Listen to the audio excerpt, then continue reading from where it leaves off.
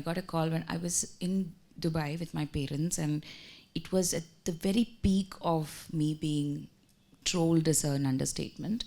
I think the word to use is harassed. We should it never was- use the it word was- trolled. Yeah, it was It was harassment, but at the time when it started off, it was called Pongala. Okay, it was like this. That's a Pongala, Malayalam word for when thousands of people Yeah. just come on your timeline and abuse you. That's called Pongala. And I remember my colleague and friend Rima said, "Do not look at your Twitter, okay? Do not, and do not respond. Do not write back." And I was like, "Why? Why shouldn't I write back? I can reason with them." And then I tried, and then I stopped, and then I went to one of our common friends' houses, and then I was going through, and it was kind of this addiction too. I watched myself go down this rabbit hole, even though I knew it was affecting me. It was enraging me and upsetting me. And men or accounts that had names which were male names were okay. When it were women, it affected me more. And it was, I don't know why that was happening. More tears were shed on that. I was like, but why do you have a problem with me?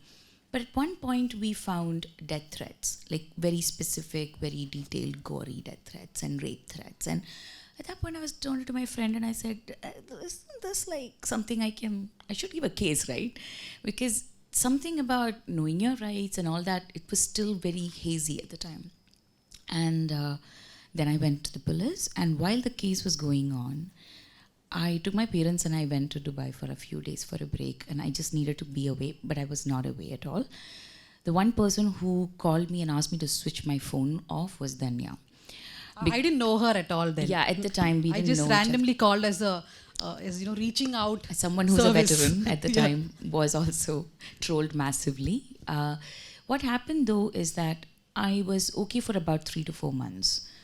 I fought back. There were legal cases going and getting these kids, actual kids, in jail, and then having them seen out, and all these conversations and lack of conversations within my own industry about what was happening.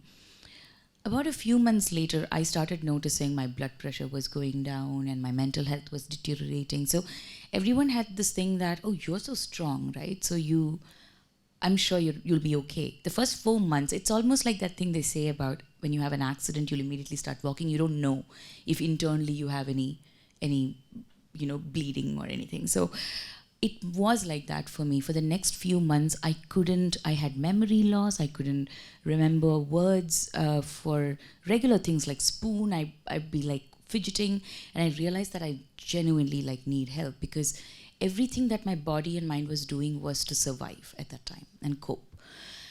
And for me to learn everything about, okay, now that the imminent danger was off, my body was like, oh, now you can collapse. Now you don't have to like hold up the fort. And then it was tough. Then for about a year, everything went awry, be it my health physically, mentally, work-wise, the kind of internal politics that was happening to keep me away from work. All of that happened. And it's not easy to like relive that, but I keep having to tell myself how far I've come. And the fact is that it was the same year the collective came into being. And there was so much learning within the collective to how to stand up for each other. And how I realized in all that pain what my privilege was still. Being born into the family that I was born into the majoritarian religion, or the caste that I was born into, all of that did still cushion me, because my fellow collective members I saw were equally trolled and harassed. And that did not catch enough headlines, or that did not catch enough sympathy. And then it was a whole nother education